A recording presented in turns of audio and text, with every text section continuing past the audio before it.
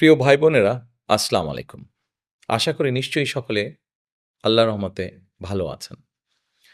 আজকে এই মুহূর্তে আমি আপনাদের সামনে আ আমাদের অনেকগুলো চিন্তাভাবনা যেগুলো এর ভিতরে আপনাদের সাথে আলাপ করেছি, সমাজের বিভিন্ন শ্রেণী, বিভিন্ন পেশার মানুষকে নিয়ে।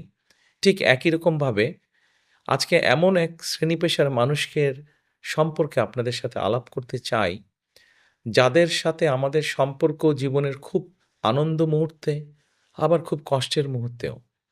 জীবনের বিভিন্ন গুরুত্বপূর্ণ বাঁকে আমরা এই মানুষগুলোর কাছে যাই, তাদের পরামর্শ গ্রহণ করি। কারা তারা?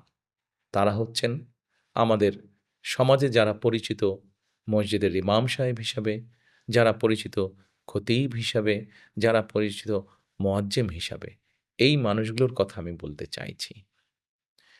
এছাড়াও আমি মুসলমান, স্বাভাবিকভাবেই আমি আমার খতিব সাহেব, আমার মুয়াজ্জিম সাহেব, আমার ইমাম সাহেবের কথা আমি যেমন চিন্তা করছি, একইভাবে এই দেশের নাগরিক হিসাবেও অন্য ধর্মেও যারা আছেন, সেই ধর্মের ধর্মীয় প্রধান যারা আছেন, তাদের কথাও আমরা চিন্তা করছি।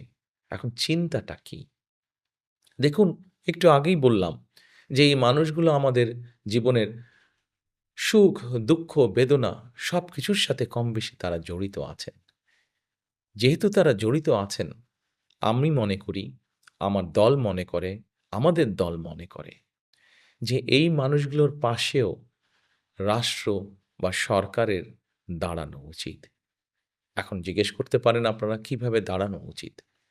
আমরা বিভিন্নভাবে বিভিন্ন শ্রেণী পেশার মানুষকে চেষ্টা করছি কিভাবে তাদের পাশে বিভিন্ন সহযোগিতা নিয়ে দাঁড়ানো যায়। নারীদের পাশে কিভাবে দাঁড়ানো যায় নারীদেরকে স্বাবলম্বী করার জন্য। কৃষকের পাশে কিভাবে দাঁড়ানো যায় কৃষককে স্বাবলম্বী করার জন্য। ঠিক একইভাবে আমরা চাইছি যে আমাদের যে খতিব সাহেবরা আছেন, আমাদের যে ইমাম সাহেবরা আছেন, আমাদের যে মুয়াজ্জিম সাহেবরা আছেন, অথবা অন্য ধর্মের যারা ধর্মীয় প্রধানরা আছেন, এই ব্যক্তিদের জন্য আমরা সরকারের পক্ষ থেকে একটি মাসিক সম্মানের ব্যবস্থা করতে চাইছি।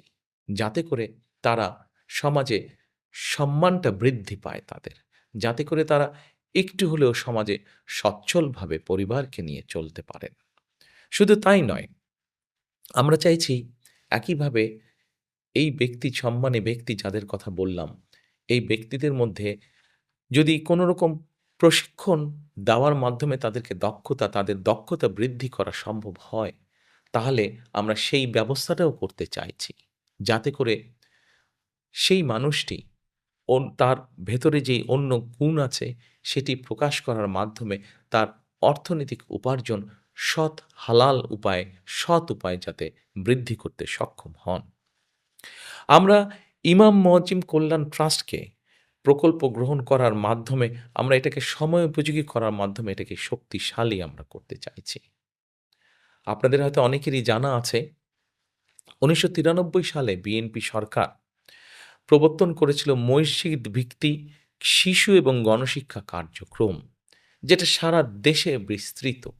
আমরা এটিকে আবার সুন্দরভাবে চালু করতে চাইছি, যাতে করে আমাদের সামাজিক যে মূল্যবোধ, পারিবারিক যে মূল্যবোধ, ধর্মীয় যে মূল্যবোধ, এগুলো আমরা আমাদের শিশুদের আগামী প্রজন্ম যারা, ভবিষ্যৎ যারা, তাদের মধ্যে সুন্দরভাবে এই মূল্যবোধগুলোকে যাতে স্থাপন করতে পারি। এজন্যই এই প্রকল্পগুলো আমরা গ্রহণ করতে চাই। কারণ আমরা চাই একটি সুন্দর সমাজ, একটি সুন্দর দেশ, একটি সুন্দর পরিবেশ সবার জন্য গড়ে তুলতে।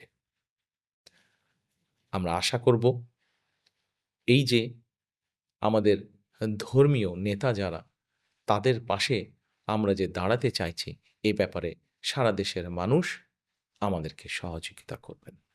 পরিশেষে আপনাদের সকলের সহযোগিতা কামনা করে আমার বক্তব্য শেষ করছি। সকলে ভালো থাকবেন। আল্লাহ হাফেজ। ভোট দিব কিসে